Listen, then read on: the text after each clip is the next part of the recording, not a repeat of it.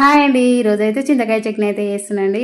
ఈ సంవత్సరంలో first time చింతకాయ చట్నీ అయితే చేసిన. వినాయక చవితి రోజు అయితే కొన్ని ఆకుకూర పప్పులు అయితే వేసేసిన. చాలా టేస్ట్ ఉండే పప్పు. మా ఆయన అయితే చింతకాయ చట్నీ అన్నాడు. అందుకే ఇప్పుడైతే చేస్తున్నాండి. కొన్ని పచ్చిమిర్చి, అలాగే జీలకర్ర, ఉప్పు, అలాగే చింతకాయలు, కొన్ని మెంతులు అండి. ఒక 10 నిమిషాలు నానబెట్టిన మెంతులు కొన్ని వేసేసిన. ఎక్కువ వేసినాం అనుకో చేదు ఉడకంగా వస్తుంది. కచ్చబెచ్చ నూరేసిన. అలాగే ఇట్లా రోట్ల నూరిన చట్నీలు అంటే చాలా ఇష్టంగా తింటారు మా వాళ్ళు అయితే. అదే మిక్సీలో వేసిన అనుకో మెత్తగా అవుతుంది, అంత ఇష్టపడరు. ఇప్పుడైతే చట్నీ అయితే నూరేసిన. నెక్స్ట్ అయితే తాలింపు అయితే పెట్టేసినండి.